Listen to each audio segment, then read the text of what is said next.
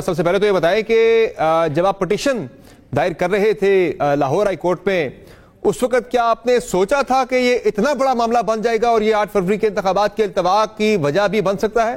जी, इल्तवा का तो हमने कभी सोचा ही नहीं। 8 फरवरी का इलेक्शन है, हम चाहते हैं 8 फरवरी को ही हो। और बुनियादी तौर पे देखें, खाली इलेक्शन होना मकसूद नहीं है, इलेक्शन का फ्री एंड फेयर होना, that is the primary point. जो इमरान खान साहब हम सारे रो रहे हैं ना कि एक लेवल प्लेइंग फील्ड की पहले बात होती थी, अब वो फील्ड ही खींच ली गई है। और उस फील्ड के खींचने में ये स्कीम का हिस्सा है कि सिलेक्टिव आरओज दिए जाएंगे जो कि इलेक्शन का रिजल्ट चुरा लेंगे। बेसिकली हमने इंश्योर क्या करना चाह रहे हैं कि आप न्यूट्रल एम्पायर्स खेलें, ना कि अपनी मर्जी के एम्पायर खड़े करके और रिजल्ट अनाउंस कर दें।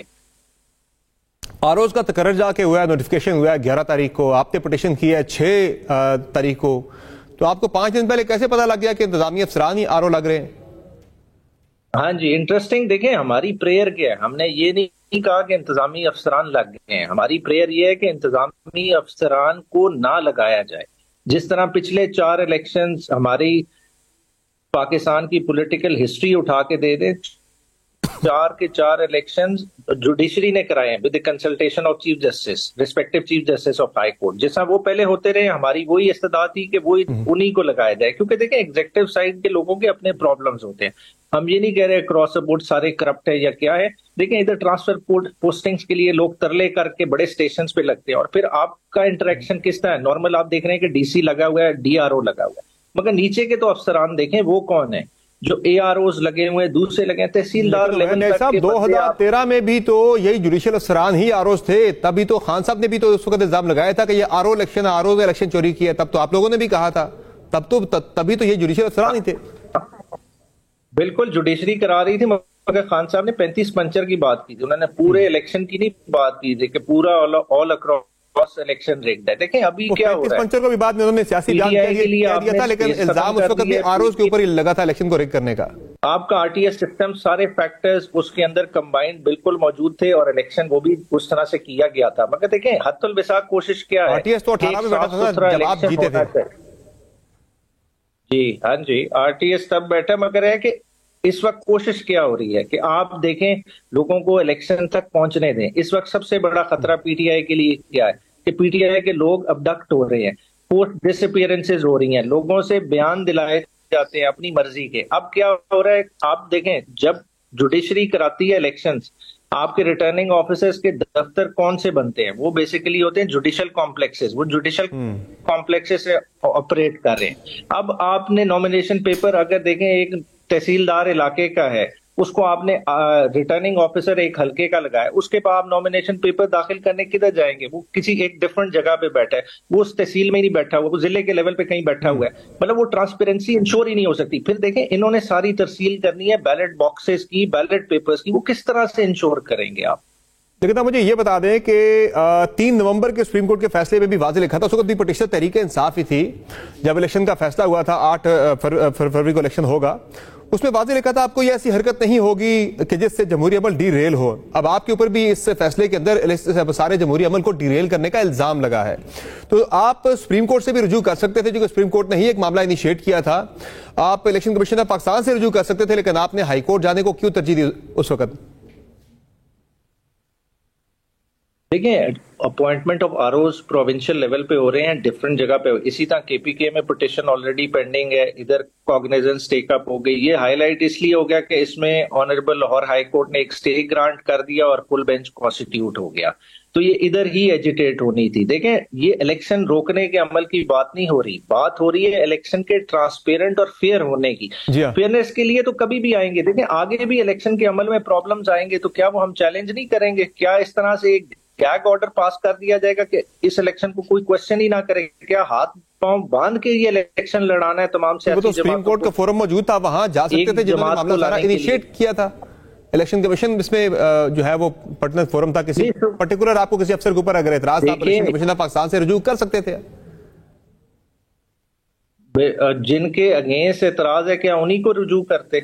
हमें तो ग्रीवियंस है, इलेक्शन कमीशन जिस तरह से कंडक्ट कर रहा है प्रोसेस, हम उसी को तो इम्प्यून कर रहे हैं, तो उसकी ग्रीवियंस किसके पास लेके जानी थी? चीफ इलेक्शन कमिश्नर के पास तो नहीं लेके जानी थी ना, वो तो लेके जानी थी हाई कोर्ट में, और हाई कोर्ट ने उस पे एक ऑर्डर पास किया है, जुडिशियल ऑर्डर पास किया है। कोई इस सही। तरह का नहीं है कि खाली पिटीशन चली गई है, वो प्रोसेस डिटेल कर रहा है। बुनियादी तौर पे एक जुडिशियल ऑर्डर है जिसको कल ऑनरेबल सुप्रीम कोर्ट ने सस्पेंड किया। बहरहाल सेक्शन 55(3) के तहत तो आपको जाना इलेक्शन कमीशन ऑफ पाकिस्तान के पास ही आपका बनता था, आपको उन पे एतराज था, आप सुप्रीम कोर्ट ऑफ पाकिस्तान में भी जा सकते थे, क्योंकि सारा जो एक्सरसाइज इनिशिएट हुई 8 फरवरी के इलेक्शन की, वो सुप्रीम कोर्ट ऑफ पाकिस्तान से ही सारा मामला इनिशिएट हुआ था। सर मुझे ये बता दें कि ये जो आपने पिटीशन दायर की थी, ये आप अपने जाती हैसियत में की थी? डेट आई है जी, आपने जाती हैसियत में आपने ये पिटीशन दायर करने का फैसला किया था, या ये पार्टी का फैसला था, खान साहब का फैसला था, किसका था ये? बुनियादी तौर पे ये मेरी अपनी पिटीशन है, मैंने खुद फाइल की है, पार्टी से जरूर इसमें कंसल्टेशन की है, ठीक है, और हमने केपीके में भी फाइल की है और इधर भी फाइल की है, हम उसको ऑन कर रहे हैं, उस पर खड़े हैं।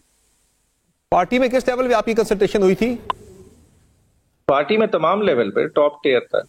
यानी आप कहना चाह रहे हैं कि खान साहब तक ये सारी उनकी मर्जी शामिल थी कि ये पिटीशन होनी चाहिए? खान साहब तो देखें बिहाइंड बार है ना, देखें खान मुशावरत तो उनसे होती है, वकील मिलते हैं जाके रेगुलरली, उनसे सारी डायरेक्शन ले रहे हैं। 8 फरवरी का इलेक्शन इंश्योर हुए, खान साहब से जो डिस्कशन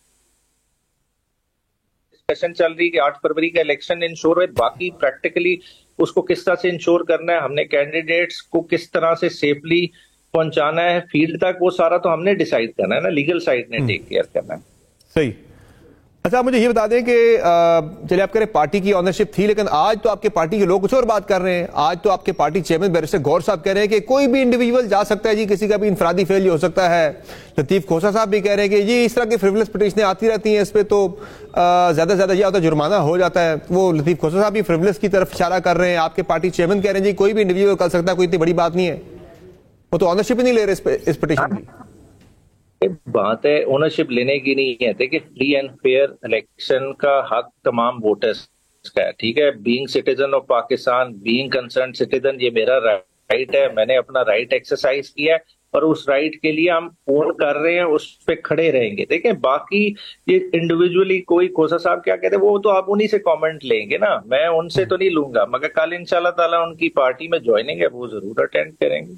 अच्छा, मुझे ये बता दें कि अब आपने फैसला क्या किया है, इसको आगे किस तरह से लेके चलना है? जाहिर अब इलेक्शन तो हो रहा है 8 फरवरी को, और इन्हीं इंतजामी अफसरान की निगरानी में ही हो रहा है, तो क्या करेगी पाकिस्तान? देखिए आपका जो गिला है, मैं बिल्कुल उससे एग्री करता हूं इस हद तक। वही लोग जो एमपीओ के ऑर्डर जारी करके आपके कैंडिडेट्स को हिरासत में ले रहे हैं, वही उनसे आपका शिकवा बिल्कुल जायज है, मगर अब आप करेंगे क्या आगे? आपका वे फॉरवर्ड क्या है? लड़ेंगे इलेक्शन ऐसे ही, कोई बाइकआउट करेंगे या कंटेस्ट करेंगे इस फैसले को सुप्रीम कोर्ट ऑफ पाकिस्तान के?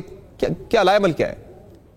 देखिए इलेक्शन लड़ के ही सियासत की जाती है, बाइकआउट कभी भी सियासी रास्ता नहीं हुआ, ठीक है। बाइकआउट जिन भी पार्टीज ने किया हमेशा नुकसान ही उठाया है। पीपल्स पार्टी ने बाइकआउट किया, उन्होंने नुकसान उठाया।